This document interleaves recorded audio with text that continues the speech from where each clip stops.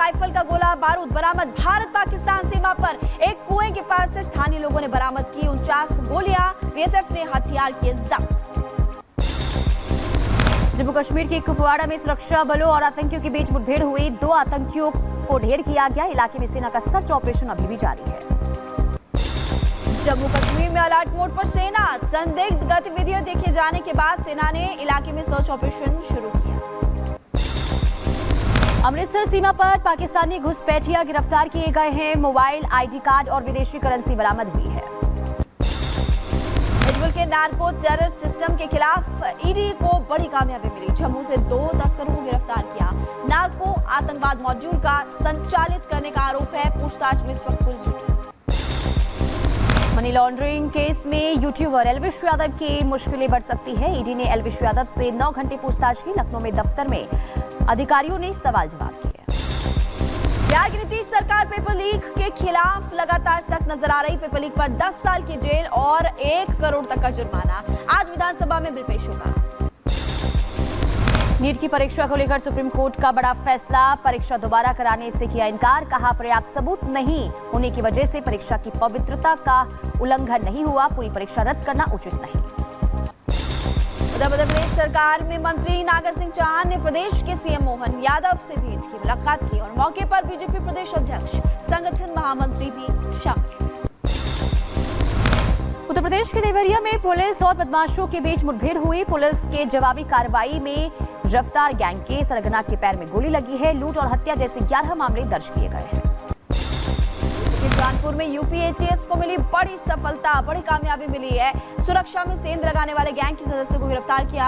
आरोपी के पास से 1 SIM box, 64 pre activated SIM और 5 मोबाइल, 1 लैपटॉप बरामद।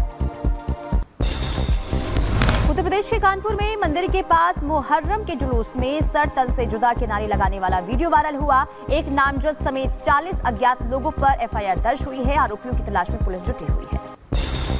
बलिया में रोहित पांडे हत्याकांड मामले में पुलिस का एक्शन देखने को मिला। मुख्य आरोपी रोहित यादव के घर पर चला बुलडोजर। पुलिस ने 2 आरोपियों अंकित यादव और ओम प्रकाश यादव को गिरफ्तार किया।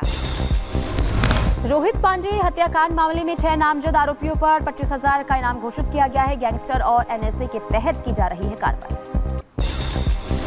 आज और कल भारी बारिश की वजह से चेतावनी जारी। गुजरात, कोकण, गोवा और मध्य प्रदेश, महाराष्ट्र की बात करें, वहां पर भी बारिश को लेकर अलर्ट जारी किया गया। आईएमडी की तरफ से चेतावनी जारी की गई। दिल्ली में आज और कल भारी बारिश की चेतावनी है। मौसम विभाग ने भारी बारिश का येलो अलर्ट जारी किया है। उधर कर्नाटक के उत्तर कन्नड़ में लैंडस्लाइड से तबाही का मंजर देखने को मिला। भारतीय सेना बचाव अभियान में जुटी है। पिछले 2 हफ्तों से लगातार बारिश की वजह से कई जगहों पर लैंडस्लाइड की खबरें। गुजरात की सूरत में भारी बारिश ने तबाही मचाई है। सड़कों और घरों में पानी घुस गया है। जनजीवन पूरी तरीके से अस्त व्यस्त है। चीन के ईरान में भारी बारिश का कहर पानी में डूबा नजर आया। मेट्रो स्टेशन और मेट्रो स्टेशन के अंदर की तस्वीरें भी सामने आई। चीन में भारी बारिश ने कहर बरपाया है। सड़कों पर ताश के पत्तों की तरह बिखरा लोगों का सामान। पानी में डूबी नजर आई गाड़ियां। इथियोपिया में भारी बारिश के बाद बिगड़े हालात और भूस्खलन के बाद जिंदा बचे बच्चों को लेकर के लगातार तलाश जारी है। वो लापता बताया। उधर न्यू हैम्पशायर तट के पास नाव से टकराई व्हेल। पानी में पलटी नाव, शिप में सवार दोनों लोगों को सुरक्षित निकाला। फिलिस्तीनी नागरिकों के खिलाफ हमले कर रहा इजरायली कट्टरपंथी। शहरों और घरों पर निशाना बनाया जा रहा है। वाहनों में भी आग लगाई जा रही है। हिजबुल्लाह संगठन और इजरायली सेना के बीच युद्ध तेज हो गई है। गोलीबारी के बाद लेबनान में नजर आया धुआं। दोनों तरफ से ताबड़तोड़ हमले जारी हैं।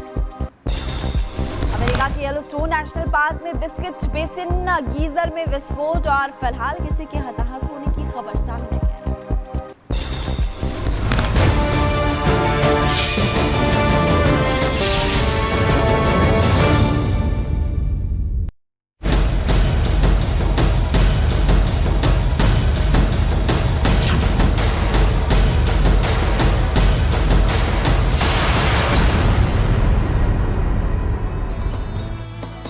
चलिए खबरों में आगे बढ़ते हैं और अब बात कर लेते हैं अमेरिका में होने वाले राष्ट्रपति चुनाव की। देखिए, नवंबर में राष्ट्रपति चुनाव होना है और इस चुनाव को लेकर ये कहा जा रहा है कि अब चुनाव जो है काफी दिलचस्प होता जा रहा है, क्योंकि पहले ट्रंप पर हमला हुआ और इसके बाद जो बाइडेन इस चुनाव से बाहर हो गए हैं। कमला हैरिस को उन्होंने आगे किया है और किस तरीके से अब टेंशन ट्रंप की बढ़ी है। महिमा, बिल्कुल, टेंशन काफी ज्यादा ट्रंप की बढ़ती हुई नजर आ रही है, क्योंकि इससे पहले प्रेसिडेंशियल डिबेट हुई थी जिसमें कि हमने देखा था ट्रंप हावी नजर आए थे जो बाइडेन के सामने। उसके बाद हमला हुआ, हमने देखा, वो तस्वीरें भी सामने आई। इसको लेकर जांच पड़ताल लगातार हो रही है, लेकिन अब बाइडेन ने अपना नाम पीछे ले लिया है। कमला हैरिस आगे। कैसे टेंशन बढ़ रही है डोनाल्ड ट्रंप की, आपको इस रिपोर्ट के जरिए बताते हैं।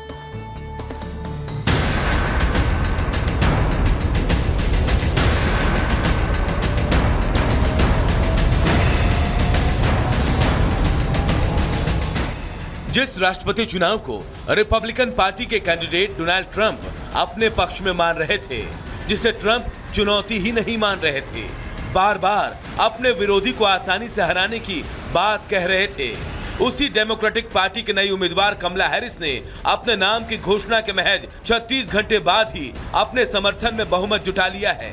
कमला हैरिस का बहुमत जुटा लेना इस बात की ओर संकेत दे रहा है कि राष्ट्रपति की रेस ट्रंप के लिए आसान नहीं रहने वाली। कमला हैरिस के सामने सबसे बड़ी चुनौती ट्रंप थी। कमला हैरिस के सामने सबसे बड़ी चुनौती थी रिपब्लिकन पार्टी के सांसदों का समर्थन, जो बाइडेन के हटने के बाद हैरिस के नाम से नाखुश थे। लेकिन अब पार्टी के सांसदों ने हैरिस के नाम का समर्थन कर दिया है। खुद कमला हैरिस ने समर्थन मिलने के बाद सोशल मीडिया प्लेटफॉर्म एक्स पर एक लेटर पोस्ट किया, जिसमें उन्होंने अपने फ्यूचर प्लान के साथ ही डोनाल्ड ट्रंप को हराने की बात कही है। कमला हैरिस का लेटर ट्रंप को हराने की बाद समर्थन मिलने पर गर्व किया। Who believe that every person in our nation should have the freedom to live safe from the terror of gun violence. Will finally pass red flag laws, universal background checks, and an assault weapons ban. Who believe in reproductive freedom will stop Donald Trump's extreme abortion bans, because we trust women to make decisions about their own body and not have their government tell them what to do. Kamala Harris को समर्थन करने वालों में Hillary Clinton, Barack Obama, Charles Schumer, Hakeem Jeffries समेत Democratic party के सांसदों ने नाम पर सहमति दी है। 21 जुलाई को जो बाइडेन ने खुद को राष्ट्रपति की रेस से अलग कर लिया था और कमला हैरिस का नाम आगे बढ़ाया था। एक तरफ उन्हें पार्टी सांसदों का समर्थन मिल चुका है, तो दूसरी तरफ सर्वे में भी हैरिस जीत की ओर बढ़ती नजर आ रही हैं।